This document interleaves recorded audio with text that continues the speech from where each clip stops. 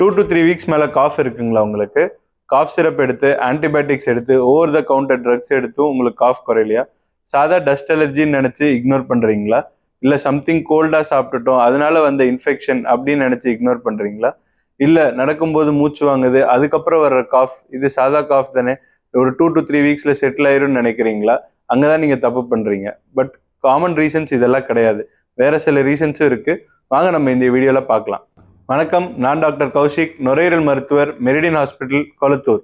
இந்த வீடியோவில் weeks and weeks of cough எதனால் வருது, என்னென்ன ரீசன்ஸ், எப்போ டாக்டரை பார்க்கணும், எப்போ ஒரு எமர்ஜென்சிங்கிறது வாங்க பார்க்கலாம். மோஸ்ட் காமன் ரீசன் பார்த்தீங்கன்னா ஒரு இன்ஃபெக்ஷன், அதாவது ஒரு வைரல் இன்ஃபெக்ஷன், ஒரு பாக்டீரியல் இன்ஃபெக்ஷன். இதில் சிவியர் காஃப் வரும். அசோசியேட்டட் சிம்டம்ஸ் என்னென்னு பார்த்தீங்கன்னா ஒரு ஃபீவர் அக்கம்பனி பண்ணலாம், மூச்சு திணறல் இருக்கலாம். நீங்கள் பண்ணுற அந்த சேச்சுரேஷன் பல்ஸ் ஆக்சிமீட்டரில் ஆக்சிஜன் லெவல்ஸ் நம்ம கோவிடில் பார்த்த மாதிரி கம்மியாகலாம். இதெல்லாம் ஒரு warning science. Immediate hospitalisation, oxygen therapy, antibiotics and antiviral start பண்ணால் ஈஸியாக இந்த காஃபை நம்ம ட்ரீட் பண்ண முடியும். அடுத்த காமனான ரீசன் பார்த்தீங்கன்னா allergy and asthma related cough. இதில் நம்ம நார்மலாக டஸ்ட் எக்ஸ்போஷர் ஜாஸ்தியாக இருக்கிற இடம், இந்தியாவில் ரொம்பவே காமன் பொல்யூஷன். இதில் நீங்கள் உங்கள் ஏர்வேஸை எக்ஸ்போஸ் பண்ணுறப்போ இந்த சுவாச குழாய் சுருக்கம் ஏற்படுத்தி மூச்சு திணறல், வீசிங், அதாவது விசில் மாதிரி சத்தம் வர்றது, அதோட அசோசியேட்டட் காஃப், ஆக்சிஜன் குறைபாடு வர்றதுக்கான வாய்ப்புகள் இருக்கு. இந்த மாதிரி ஆஸ்துமா ரிலேட்டட் காஃபை நம்ம நெபுலைசர்ஸ், இன்னேலர்ஸ் நீங்கள் பார்த்துருப்பீங்க, நிறைய பேர் கேரி பண்ணுவாங்க.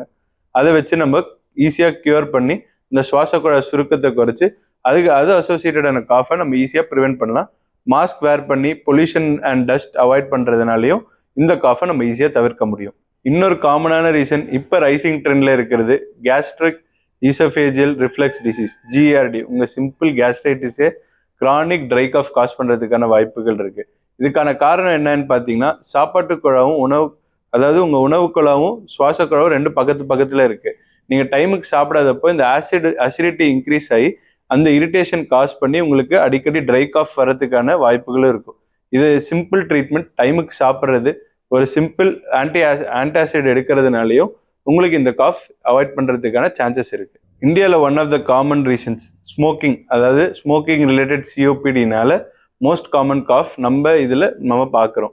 இதில் என்ன ஆகுதுன்னு பார்த்தீங்கன்னா, ஸ்மோக் பண்ணுறப்ப இந்த இன்னேல்டு ஸ்மோக்கில் இந்த ஏர்வேஸ் சுருங்கி இந்த ரீமாடலிங் நடந்து அதனால உங்களுக்கு எக்ஸஸ் மியூக்கஸ் ப்ரொடக்ஷன், காஃப் வர்றதுக்கான வாய்ப்புகள் இருக்குது. இது மேல்ஸில் மட்டும்தான் COPD வருமா டாக்டர்னு கேட்டால் இல்லை. ஃபீமேல்ஸில் விறகடுப்பு யூஸ் பண்ணுறவங்க, இந்த புகையில போடுறவங்க, இவங்களுக்கு எல்லாமும் COPD வர்றதுக்கான வாய்ப்புகள் இருக்குது. This is also one of the most common causes for cough in India. இன்னொரு இன்ஃபெக்ஷன் ரொம்பவே காமன் இந்தியாவில், டியூபர்குலோசிஸ். 10ல் 4 பேருக்கு TB ஈஸியாக அஃபெக்ட் ஆகுது. இது எதனாலன்னு பார்த்தீங்கன்னா ஏர்லேயே, அதாவது ஏர்வே பார்ட்டிகல்ஸ்லேயே ஸ்ப்ரெட் ஆகக்கூடிய one of the most important நோய் டியூபர்குலோசிஸ். இது எப்படி சிம்டம்ஸ்ன்னு பார்த்தீங்கன்னா அதே cough, fever, night sweats, loss of weight, loss of appetite. இது ஒரு இம்யூனோ காம்ப்ரமைஸ்ட் பேஷண்ட்டில் ரொம்பவே காமனாக நம்ம பார்க்க வேண்டிய டிசீஸ். இதனாலேயும் காஃப் வர்றதுக்கான வாய்ப்புகள் ரொம்பவே அதிகம்.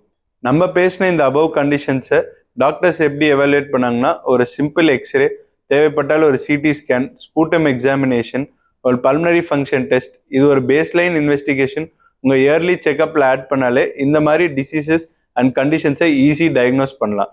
சிம்பிள் காஃப் தானேன்னு அவாய்ட் பண்ணாதீங்க. Cough has many reasons.